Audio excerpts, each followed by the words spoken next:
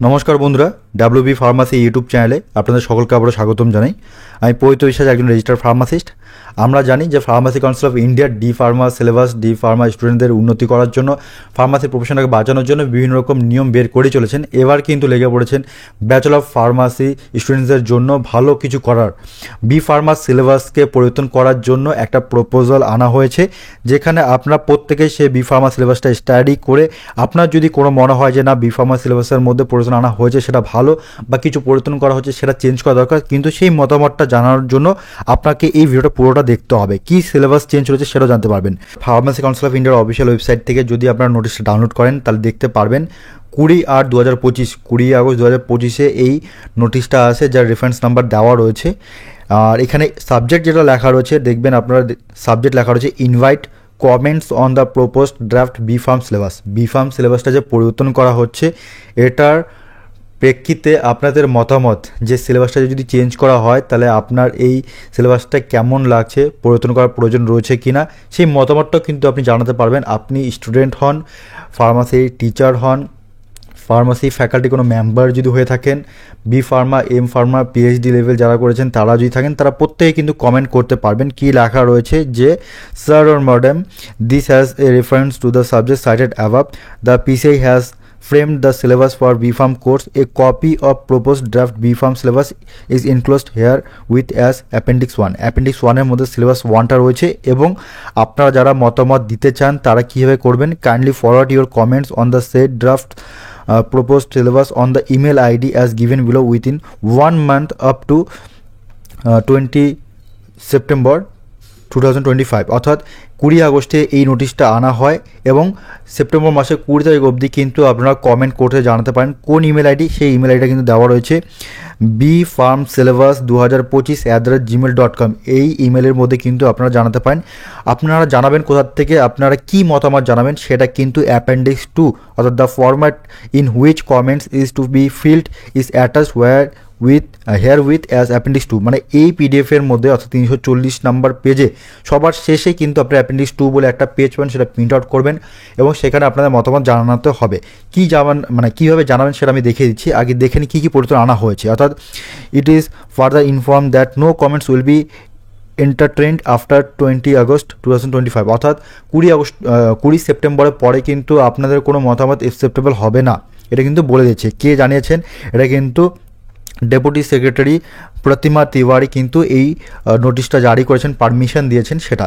এই সিলেবাসটার মধ্যে মেনলি যেটা আপনারা দেখতে পারবেন যে pharmacy council of India new Delhi যে সিলেবাসটা আনা হচ্ছে ব্যাচেলর অফ ফার্মাসি কোর্সের জন্য, বি ফার্ম কোর্স, যেটা 4 বছরের কোর্স, অর্থাৎ 8টা সেমিস্টারের সিলেবাস যেটা রয়েছে সেটা চেঞ্জ যে করা হচ্ছে as per NEP, national education policy 2020 অনুযায়ী জুলাই 2025 লেখা রয়েছে, যেখানে দেখতে পারবেন এনইপি যে বললাম কি, সেটা national education policy, NEP short ফর্মে বলা 2020 যেটা রয়েছে। এখানে আপনার প্রত্যেকে নতুন যে জিনিসটা দেখতে পারবেন সেটা হচ্ছে আর্টিফিশিয়াল ইন্টেলিজেন্স, অর্থাৎ এআই দেখতে পারবেন, এবং পাইথন প্রোগ্রামিং, এআই প্রোগ্রামিং এবং পাইথন প্রোগ্রামিং, এই দুটো জিনিস দেখতে পারবেন। এছাড়া এনডিডিএস অর্থাৎ নোভেল ড্রাগ ডেলিভারি সিস্টেম এখানে দেখতে পারবেন, নতুনভাবে মডার্ন অ্যানালিটিক্যাল টেকনিক্স দেখতে পারবেন, ফার্মাকোভিজিলেন্স দেখতে পারবেন, মাল্টিডিসিপ্লিনারি লার্নিং কিন্তু আপনারা এই কোর্সের মধ্যে পেয়ে যাবেন নতুন সিলেবাসের মধ্যে। আগেকার সিলেবাস যা যা রয়েছে সেম একই রকম জিনিস থাকবে, একটু আগে পড়া, অর্থাৎ সেমিস্টার 2তে যা ছিল সেমিস্টার 1-এ ঢুকে গেছে, সেকেন্ড ইয়ার জিনিস ফার্স্ট ইয়ারে থাকবে, এরকমভাবে এলোমেলো। যেরকম ডি ফার্মার ওল্ড সিলেবাসই ছিল, কিন্তু নতুন সিলেবাসটার মধ্যে কিন্তু ফার্স্ট ইয়ার সেকেন্ড ইয়ারটা একটু এলোমেলো করা হয়েছে, নতুন কিছু জিনিস কিন্তু আনা হয়েছে। আপনারা যেরকমভাবে ইন্টার্নশিপ করতেন, একটা হচ্ছে ক্লিনিক্যাল হসপিটালের মধ্যে ট্রেনিং এবং ইন্ডাস্ট্রি ট্রেনিং, এখানেও কিন্তু সেম একই রকমভাবে পাবেন। এখানে আপনারা সমস্ত কিছু জিনিস কিন্তু পরপর পেয়ে যাবেন। 8টা semester, first year second year যেভাবে পাঠ করা হয়, ফার্স্ট ইয়ারকে 2টো সেমিস্টারে ওয়াইজ 4টা ইয়ারের মধ্যে 8টা সেমিস্টার সেরকম পাবেন। আপনারা এখানে প্রথম সেমিস্টারের মধ্যে বিভিন্ন রকম জিনিস যেগুলো পাবেন সেগুলো কী কী এখানে সব পরপর দেওয়া রয়েছে। পিডিএফটা অবশ্যই ভালো মতো অবজার্ভ করবেন। এই পিডিএফটা কিন্তু ভিডিও ডিসক্রিপশনে দেওয়া রয়েছে, বা ফার্মাসি কাউন্সিল অফ ইন্ডিয়ার অফিসিয়াল ওয়েবসাইটে পেয়ে যাবেন। প্রথমে দেখুন জেনারেল ফার্মাসি আপনারা পেয়ে যাবেন, একই রকমভাবে কিন্তু পরপর এখানে সব কিছু পাবেন। হিউম্যান অ্যানাটমি অ্যান্ড ফিজিওলজি পাবেন, ইনঅর্গানিক কেমিস্ট্রি পেয়ে যাবেন। এছাড়া প্রথম সেমিস্টারের মধ্যে কিন্তু আপনারা প্রত্যেক কী পাবেন, ফার্মাকগনোসি কিন্তু পেয়ে যাবেন। এখানে কিন্তু পুরো সিলেবাসটা কিন্তু ভালো মতো আপনাদের খেয়াল করতে হবে। যদি কোথাও মনে হয় যে না এই জায়গায়, যেমন প্রথম সেমিস্টারের মধ্যে যে ফার্মাকোসিন আনা হয়েছে এই পেজটার মধ্যে বা এই টপিকসটার মধ্যে যদি আপনার মনে হয় না একটু চেঞ্জেস করা দরকার, তাহলে সেটা কিন্তু আপনার পেজ নাম্বারটা উল্লেখ করবেন, কোন জায়গাটা চেঞ্জ করার প্রয়োজন হচ্ছে সেটা কিন্তু কমেন্ট করে জানাতে পারেন।